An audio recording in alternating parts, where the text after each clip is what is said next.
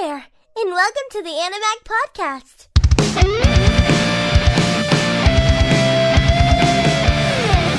Hey, and welcome back to Animag, the #1 podcast that's the biggest piece of shit and took us like 3 hours to get started today. I'm your host, Asylum, sitting here with... Domicus! Oh, you guys have no idea how long it literally took us to get this podcast rolling today. What did it cost? One broken screen? And some headphones. Broke my headphones. Was about to smash my new audio interface box. It was a whole shit show. And it's all thanks to Voice Meter Banana. What a piece of shit program it is. I don't fully understand what's going on. Yo was about to not get a podcast this week. Yeah, I was getting ready to call it. So if I seem irritable, it's not the episode, it's not you guys. We just really struggled to get this shit going. And I'm not even using my new mic right now. I'm actually using my HyperX still, which is kind of annoying. I spent all weekend fine-tuning my fucking good studio condenser. Sounded amazing. All for it to just not work when Thomicus comes on. Like, fantastic. But I'm gonna work on that later. For now, this is going very shittily, so we're just gonna record it, man.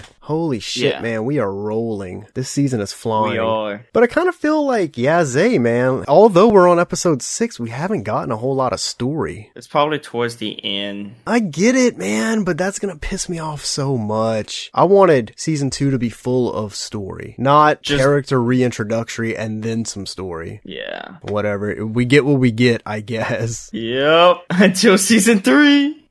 Oh, dude, season 3, I'm in, boys. And it's just gonna be the same bullshit again. Probably. So, like, something with this episode that I realized is I need to stop trying to assume what the next episodes are gonna be, because I believe that I think a little too vividly for what the creators are putting out. You know what I'm saying? Like, this episode's called Booze and Girlfriend. So I can safely say after watching it that it was definitely not what my brain had envisioned it might have been. Yeah, I also envisioned what you said to, like, oh, okay, it's Kazuya and Chizuru going drink some booze. I mean, they did, but I thought, like, you know, they were either gonna fuck or she was at least gonna give him a handy. You know what I'm saying? We got none of that. None of it. It was still a meh episode for me. It wasn't amazing, but there were some things in it that I liked. Yes, 10 out of 10. Okay, it's not a 10 out of 10. No, at a certain point, it was 10 out of 10. Also, something that I want to throw in is for this week's article on the website, when you're going to go to look at it, you know how we usually put the pictures and then we have like pretty much the podcast script typed out on the site. This week's episode has GIFs. I got my hands on a GIF maker and there's 2 GIFs. I'll mention where they are while we're podcasting, but there's 2 GIFs that are going to be in the post. So I'm excited for that. Okay. I'm also right now, I'm getting back into the zone. I'm getting really excited because we were actually podcasting. I thought I was about to have to punch my other screen, break my other screen, pop like 10 melatonins, go jerk off and go to sleep. I was getting ready to be really annoyed. So let's do it, man. This episode opens up and we see Kazuya being a fucking creep, looking under the separator between him and Chizuru's balconies. And he's looking to see if she got his gift yet. Then he hears her ass come outside, so he's like, oh, good morning. And she replies, she's like, hey, what's up? And then he kind of starts freaking out about the gift that he gave her. You know, he's like, man, that was such a boomer gift to give, meaning like an old person would give somebody pickle plums. Yeah. Which is kind of true. And Chizuru also like mentions it later in the conversation. So he's like, man, I shouldn't have given someone as hot as her pickled plums. And he's freaking out. And she says, thanks for yesterday, meaning the gift. She's like, the plums are good. And then Kazuya gets all happy and he's like, in his head, he's drifting off into a celebration. And then she goes, even though it did feel kind of like a geezerish gift, brought that man right back down to earth as soon as he floated up into Disneyland.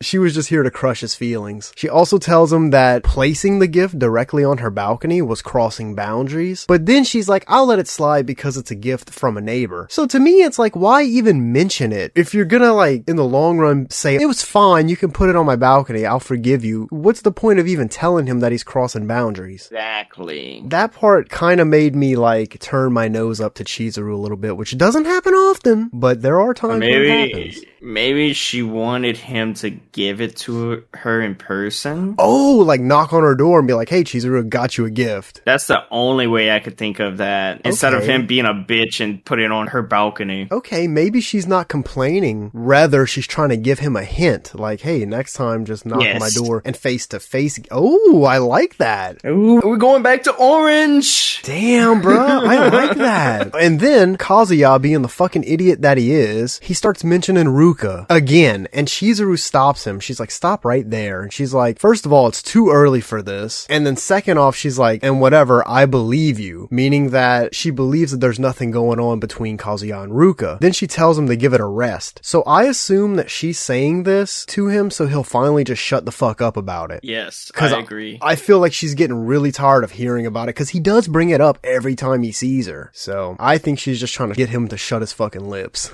Exactly. And then again, another thing that he does, which is fucking weird, is right here, he tells her that he's thinking about renting her again. He needs to cut that shit out. Yes. If you're gonna do it, just do it. You don't have to tell her. It's her job. If you rent her, she has to go on the date with you. Just fucking do it. Stop telling her because it's creepy. As he's saying how he wanted to rent her to formally celebrate her birthday on like a Wednesday, she mentions that she can't on that particular Wednesday because she got offered to go to this drinking thing, like a little gathering with her college friends. And she's like, and you can't do any other day because of work, blah, blah, blah. So he's like, fuck. And she goes, well, maybe some other time. Then boom, intro roll. Kind of, this episode was kind of heavy before the intro roll. The intro's starting to get to me now. And the outro. The outro has, well, not the whole thing, but just that first part of it. That part's really been getting to me, man. So after intro, I want to, before I even talk about this dude's friends, I want to point out that Kazuya's friends are super weird. Yes, the first fucking sentence is something dick. The first sentence out of his friend's mouth, right after the intro, is something about, he's talking to Kazuya basically about jerking his dick. And he's like, if your dick feels good, then it's your dick, baby. Oh my god. Like, excuse me? The fuck does that mean, first of all? Exactly. I have no idea. And basically that one particular friend keeps that same energy throughout this entire episode. He's that weird for the whole thing. Even Kazuya mentions that he should rethink his friendship with him. Like, yes, dude. But if he would have seen what he did talking with Chizuru at the beach, he could probably...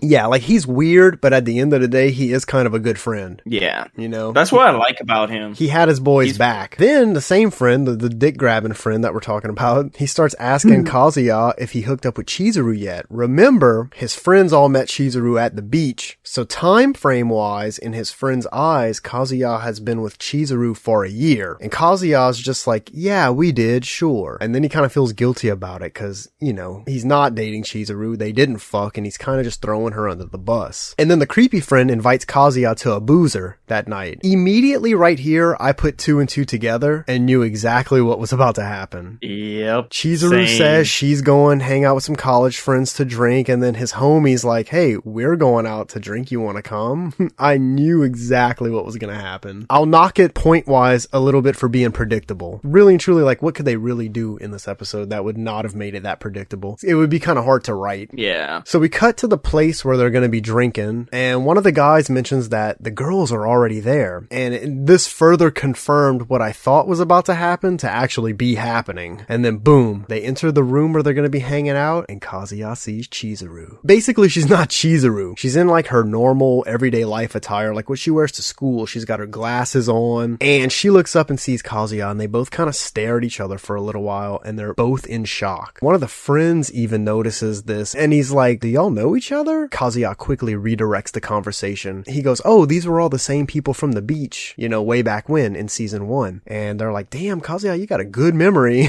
Turns out one of Kazuya's friends had started talking to one of the girls from the beach after that day, and that's how those guys got the invite to the boozer, just so you could kind of put it together and try to see how those two groups of friends got together. So pretty much by association, Kazuya got his invite that way. At least we know somebody's at least making a move on a girl. Well, yeah, somebody from the group's actually talking to someone and actually probably hooking up. But we learned that Chizuru just turned 20 the past week when it was her birthday, so she can legally drink. And I guess this was like her first time drinking, although later in the episode, I do kind of wind up questioning if it was her first time drinking. We'll get into that a little later. But as far as right here in the episode, we're supposed to believe this is her first time drinking. And they're all clapping and saying congrats to her, like, yay, congrats on adulthood. I love how Kazuya is just kind of looking at her like with a mad face on, but he's still clapping. And this is where you're going to see the first gif that I made out of that. You'll understand when you see it. Like, this dude did not look happy for her at all. He's just like mugging her and just clapping. A pretty funny gif, but not as good as the second one, I will say. Oh, God. So the party's going, everyone kind of turns their attention to Chizuru, and they kind of start haggling her about being so quiet, because she's really not saying much throughout this entire little gathering. And her friends are like, yeah, she's a stick in the mud, like, good God, y'all. She's right there. Damn. And one of her gal pals says how there isn't even a sign of any, like, relationships blossoming for Chizuru. Then the camera cuts to Kazuya, and in his head, he's like, yeah, she has 100 of those. Meaning all of her, like, rental boyfriend dates. Then her friend right here, I should have turned this into a gif, honestly. Then her friend starts jiggling her titties, saying how, oh, it's such a shame because she's so stacked. Like, what the fuck? I love all the guys' fucking reaction. All of the guys' reactions had me absolutely dying. They're all shocked. Kazuya literally spits his drink out. Chizuru jumps back and she's like, oh, you're drunk. Chill out. One of the guys, like, they're all doing shit to make it seem like they didn't see the titty jiggle. You know, one guy's ordering his food from the menu like, oh, these french fries look good. One guy's stretching in the corner like, ugh. Someone else is looking at his phone. He's like, hey, this new episode of the manga that I'm reading came out. Kazuya's just chugging his beer. I have to say that part was pretty funny. And oh my God. One of the girls actually winds up calling Chizuru by her name, Chizuru right here. You know, before that, they were calling her Ichinose. So that kind of puts Kazuya on edge because he's afraid that his friends will piece it together. Because as it sits right now, his friends don't know that this is the Chizuru that he's quote unquote dating, which these guys are fucking idiots. It'd be super easy to figure that out in real life. And they kind of slightly start to piece it together real slowly. One of the friends is like, wait, didn't you say Chizuru's birthday was last week also? And Kazuya and Chizuru look at each other and they're kind of panicking. And they're like, yeah, strange coincidence. And one of Chizuru's girl pals takes her glasses off. And this sends Kazuya even further into a panic because now him and Chizuru are both sure that the friends will put it together. But thankfully, and Kazuya says this, he's like, thankfully they're drunk and they're idiots. So they wind up not. They're just like, oh, she's so hot without glasses. Damn. Like, thank God for having some dumb friends, because they almost got right there. Had my heart beating a little fast. I was like, oh God, they're gonna know. Honestly, would that be such a bad thing to write in? His friends figure it out? That's just a little drama that we get. Like, give us some kind of story. And honestly, like, what we're about to get into right here for the episode is where the episode takes off. Like, all that we talked about from up until this point was good, but it gets really good right here. And I have to commend our boy Kazuya for what he did. Very noble. Salute. Very noble move of you, sir. So they all start playing this game called the bamboo shoot drinking game. Like I said, I gotta give Kazuya a massive thumbs up for what he's gonna do because Chizuru loses the first round. The stipulation is you lose a round, you gotta chug an entire drink. So instantly, Kazuya notices that at this rate, she'll never be able to keep up drinking like this. And he knows that his friends are trolling her. They want her to get sloppy drunk, you know, because he knows his friends. And obviously if Chizuru's a first time drinker, you don't need to be chugging 33 drinks the very first time you ever go out drinking. So to avoid having her get too drunk and then get sick, he proceeds to start losing every round. Chizuru, she realizes what Kazuya's doing while it's happening. She knows he's throwing each round so he would get drunk instead of her. And after the booze fest, everyone is either heading home or Kazuya's friends are going to a strip club and they're like, where are you going, Kazuya? And he's like, bro, home.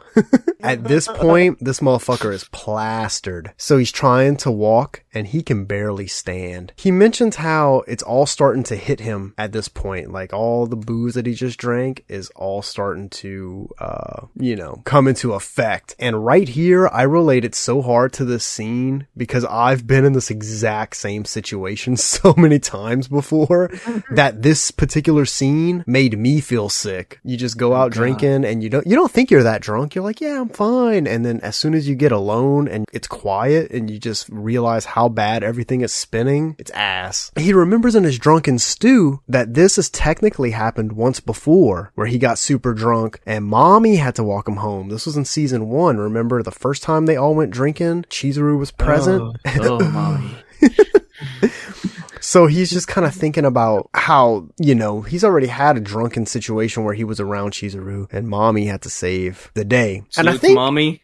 Salute to mommy. I think they were also at the same place drinking in season 1. I want to say this was the same exact place. I didn't catch that. I'm pretty sure it was, man. Yeah, I think maybe. Not that it's like a huge, obviously every town has like a particular bar that people may like. I think that's the place for them. I don't think it's a major detail to point out, but I did catch that. So obviously at this point he's super drunk and he's thinking about how much trouble he always causes Chizuru. He says this to himself. He's like, she must be so mad. Then he falls over. Okay, this dude's slumped on the sidewalk, probably gonna sleep there if nobody helps him, and we see an arm grab his. It's Chizuru. And as everyone kind of like split off to go their separate ways, she noticed Kazuya trying to head home and realized that this motherfucker was not walking straight. So she followed him knowing that no one would be around anymore to see her help him, okay? And she walks him home, which is sweet, aside from the fact that she dropped him on his fucking face down the stairs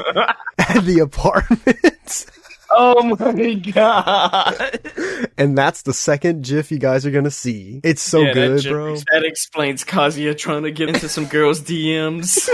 Dude, he hit his face on every single step, okay? This dude comes back up the steps and he is his whole face is just bloody and he's like, I'm fine.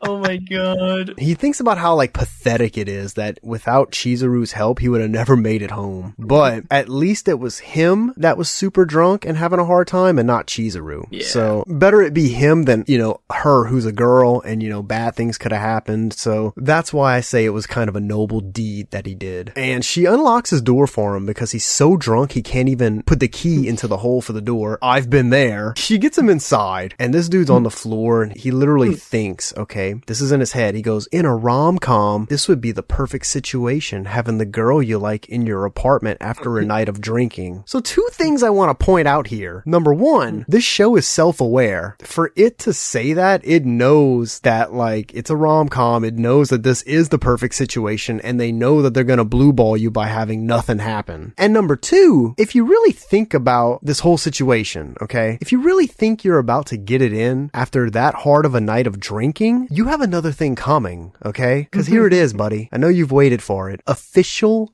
Animag advice. Yes. Just go to sleep when you're that drunk, because you're either going to look dumb or you're going to wind up embarrassing yourself. Yep. As a guy, number 3. Wait, your what? Pull-out game is going to be shit. Your pull-out game's going to be shit. 9 times out of 10, if you're a guy and you're that drunk, your dick's not even going to work. And that's why you hit up today's sponsor, Blue Chew. And also, if that doesn't work, be sure to hit that link for Alti. Alti, baby. If you can't get your hard on in your pants, you can get your hard on your computer by gaming all night, baby. Or if you want to do both, go ahead.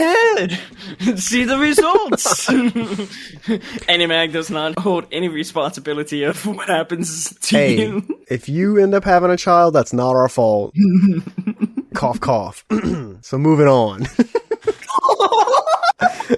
Big official Animag announcement soon, okay? We might have another little janitor. A little janitor. That's all we'll say. We might. We don't know yet. We have to see a few things. So in about 9 months' time, we'll let you know. Yeah. When I see some pictures. Yeah. I want to see the pictures first. So he runs into the bathroom, okay? Remember, he was on the floor thinking about, the rom-com situation. He runs into the bathroom to puke. And Chizuru kind of follows him just to make sure he's okay. And this dude's got his head in the toilet. And she's sitting on the floor kind of against like his kitchen cabinets. She even mentions that him drinking that much was on purpose. She she's like, you did that on purpose. He tries to blow it off, but she even says that she's surprised that the rest of the gang didn't catch on because of how obvious it was, really. And right here is what got me thinking that maybe it wasn't her first time drinking, because he says, you hold your alcohol well, you're basically sober. And she says, who knows, I can't even tell. So like, I don't think this was her first time drinking. Probably not. Maybe her grandma gave her some drinks. That's what I'm saying. Like, I mean, we come from a state where everybody's gonna drink before the legal age, but like, maybe she just comes from a family that's like, look, you can have a couple of beers if you're with us. And for those of you that have never had that happen, that really does happen. Yes, it does. I mean, I was literally buying drinks from bars at 18 out here. So yeah, some people do drink early. So it just got me thinking, like, was it really her first time drinking? So she gets up to leave, and he says that he just figured how he's always causing trouble for her, that he should at least look out for her, even if it kills him. Meaning, he's always being a pain in her ass, and this was one way to help her. But he knew it was drinking, he knew he would get sick. Then we see her rubbing his back for him, which is fucking crazy to me. And he starts puking his guts up. And he freaks out a little bit, okay? And he tries to say that, you know, oh, I'm okay. And she goes, don't bluff your way out of this. And then we see him head in the toilet so drunk that he's literally crying tears. I've been there. This episode was almost too relatable for me. Holy shit. When you have your head in the toilet and there's actual tears coming out of your eyes while you're puking, you're fucking drunk, my friend. And then he finally pukes. And she's still rubbing his back while he's puking, which is also kind of crazy. Fun fact about Old It's Asylum, I absolutely hate that shit. If I'm throwing up from puking, I don't want anyone rubbing my fucking back. Not even Chizuru? Dude, not even. Like, she can get fucked at that point. What? Yeah, I have to be left alone. If I'm that drunk and I'm puking from it, I have to be left alone. That's a fun fact about me. Cause like, damn. Here's a personal quick story. One time I got really drunk with my best friend and his wife, and it got to the point where I needed to puke. So I go on their porch and I'm just fucking puking my guts up, and she comes out with a cold towel and she's trying to be nice. She's like, you okay? She's like, where do you want me to put the towel? And I'm like, just leave me the fuck alone. And she goes back to my friend and she's like, man, I think he's mad at me. And my friend's like, no, that's just how he is when he pukes. So yeah, he's better than me here, because I would have been like, Chizuru, you gotta go home. So after he finishes puking, he turns around and he sort of like motions over towards Chizuru. I thought he was gonna go in for a kiss here, but instead he just falls like onto her, and she kind of got pinned against the wall while sitting down. And she freaks out. She's like, I'm gonna slap the shit out of you. And then she realizes this dude is just passed the fuck out and he's snoring. Imagine the breath. Dude, how bad it is. That's literally next in my notes, blowing his nasty puke breath all in her face. And again, I've been there. That's what I'm saying. Too relatable. So, God damn. She's sitting there and she thinks about what he said, how, he would protect her even if it was going to kill him. And she just says, no booze for you for a while. And then the credits roll. Is she going to spend the night at his house? Maybe. I mean, at this point, credits roll. She's pinned against the wall with him on top of her. She could, weasel her way out and leave his ass on the floor. She could go put him in the bed. I think she might actually stay the night at his house. And when he wakes up, he's gonna be like, oh, Chizuru, what the fuck? You're still here. And something that I want to point out about this whole episode, we do see some feelings from Chizuru a little bit. She's rubbing his back and shit. And all of that is happening as just two people with each other. He didn't rent her for this. Ooh. Yeah. So that's a little exciting to think about. Felt like this episode was short. It kind of was. I mean, the whole drinking thing took a solid portion of the episode, but also everything up to it. Like, before credit roll, that balcony scene was pretty long. After the credits, it seems like he's gonna be super hungover in the next episode, and then we see Mommy. You gonna moan? I'm gonna let you moan if you want to. Then we see Mommy. Mommy Swan! And we also see Ruka, so yeah, lame. Alright guys, put in your bets. Who's gonna win? Mommy or Ruka? It's a fight to the death. Next episode. It's ex versus girlfriend. Let's jump. It's Chizuru. Oh, whatever. Chizuru. Psh. But like, Ruka looks really jealous that Kazuya was talking to Mommy, and the episode is called Ex and Girlfriend, so maybe there will be a fight. Will there be a throwdown? Will somebody pull their hair? I hope. And that's it, boys and girls. That's episode 6. That is all. I mean, talking about it did make me like it a little more, but still not a top-tiered episode for me. It's not, but I feel like it was Very kind of like an episode that would that's make you laugh. It had its funny moments, you know, and all the relatability about being drunk, but we also got a really, really small amount of CD between Chizuru and Kazuya's relationship. What you talking about? We got a bunch of CD. I don't think it was that much. Relating to Kazuya. Everybody knows Oldest Asylum now. But like, if you really think about it, for how much she's always like dogging this man and talking shit on him, she rubbed his back while he was puking. Not everybody's gonna do that. I think she's really starting to warm up to this man. So I'm gonna give this episode a 7. Ooh, a 7. Yeah, I didn't think it was amazing, but it was pretty good. I'm gonna give it an 8. Okay, I would give it an 8, but like I said, I knocked a little bit off for predictability. You know, as soon as we heard Chizuru say she was going drinking and then the friends, like, that was so predictable. And maybe it's because I knew the title of the episode and, you know, going into it, but I feel even if I would have never watched this show and just jumped right into this episode, I would have known what was about to happen. Or maybe I'll leave the 8 for next episode when Mommy beats the shit out of Ruka. Dude, Mommy's gonna get stabbed. Ruka's definitely killing everybody. Even Chizuru. You seen how pissed she was? Yes, dude. That's what I'm saying. I think we're gonna have a lot of drama. Oh, yeah. With that being said, we won't know until we watch it, and we're a few days away from that. So we hope you guys enjoyed this episode, because this episode almost didn't happen. But look, we pull through. Animag always comes through. Oh yeah. One more thing to say. I know it's past, but just want to sing you a song. A song? With what, your ocarina, man? You been practicing? No. Oh. Happy birthday to you.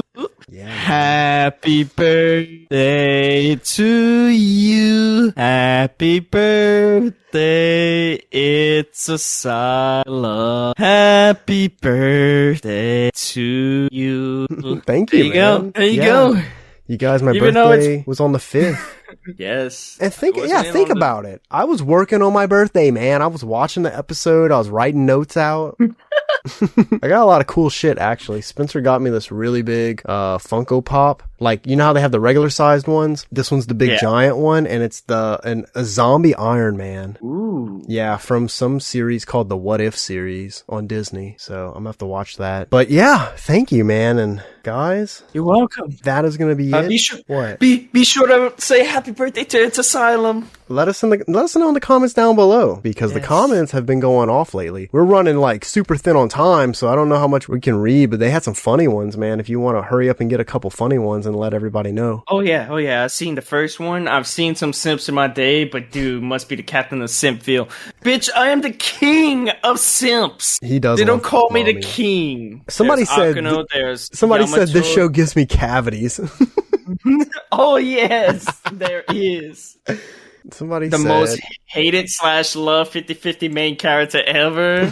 This is the one for me. Okay, it says, I guarantee. Okay, remember when they were at the trash bin throwing their trash away? Oh yeah. This one says, I guarantee he went back later on and rummaged through Chizuru's trash bags. You know he did. You know he did. The one underneath it. That's not the Power Rangers. That's the power of the F-150s. The rip-off Power Rangers, man. Oh, so yeah, man. Say a happy birthday in the comments. Say how you feel about this show. Let us know who you love the most in this show. Like, we already know it's going to be Chizuru, but we do read. Oh yeah, I'm always. Don't be shy. Don't be shy. As soon as I press publish for the post, I'm just sitting there all day with the page open and refreshing it to see some of the comments coming in. I'll wait at least maybe till because you post it in the morning. I'll wait until the night of. Yeah, sometimes it does take a while for some of the comments to start flowing. And of course, right before we podcast, I always open it up just to make sure that people comment it. Hey man, but I can safely say, looking at the numbers, that this this podcast season is gonna get over 100,000 collective views between each episode. Indeed. Episode 1 might touch 100K on its own, but if you just take all of them together and total it, I believe we're gonna be, without a doubt, over 100,000, maybe 150,000, and that is freaking crazy. I think the first and last episode for the discussion for Rent a Girlfriend's gonna hit. Oh yeah. First one's up there right now. I think it's got like 40,000. God damn. Yeah. So, I mean, we're watching, guys. Just know it's not for nothing. We're not just putting this podcast out and then going to sleep. And that's going to do it for this week's episode, boys and girls. We hope you enjoyed. And remember, until the next time, take it easy and so long, everybody. Sayonara, Animag. Thank you for listening. Be sure to visit our website at www.animag.org. See you next time.